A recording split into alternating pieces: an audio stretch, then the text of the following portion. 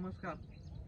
आज व्हिडिओ बनवण्याचं कारण एकच आहे की बाबा गेल्या 3 महिन्याखाली जे आपण उपोषण केलं, फक्त उपोषण नव्हतं, ते गावाचे प्रश्न होते. गावाच्या हक्काचं पाण्याची जी योजना गावासाठी आली होती, त्या योजनेसाठी आपण 3 महिन्याखाली जे उपोषण केलं, ठीक आहे. अनेकांनी रंग वेगळे दिले, पण त्या रंग वेगळे दिले असले तरी ही लढाई ही प्रामाणिकपणे होती आणि इमानदारीची होती आणि गावाची हिताची होती. आणि आज ज्या लढ्यासाठी आपण लढत होतो, तो लढा किती प्रामाणिक होता हे आज निश्चितपणे तुमच्या लक्षात येईल.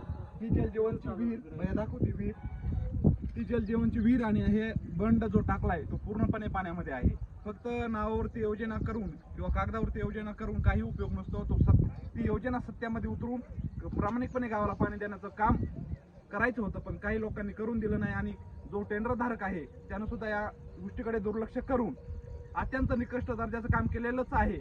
पण ह्याच्यामध्ये मूळ प्रशासन आहे, त्या प्रशासनानं जर वेळोवेळी लक्ष दिलं असतं तर निश्चितपणे ही योजना आणि या योजनेमध्ये जे इतर काम आहेत ते पूर्णपणे आणि इमानदारीने राबले असते. ह्याच्यामध्ये प्रशासनाला पहिला दोष मी देतो आणि येणाऱ्या काळामध्ये प्रशासनावरती आणि जे अधिकारी या कामावरती होते त्यांच्यावरती योग्य ते गुन्हे दाखल करून या योजनेची डबल पुन्हा कामे करण्यात यावी, याच्या अनुषंगाने आज आम्ही व्हिडिओ बनवत आहोत. आणि गावकऱ्याला एकच विनंती की बाबा सतर्क राहा, सावध राहा.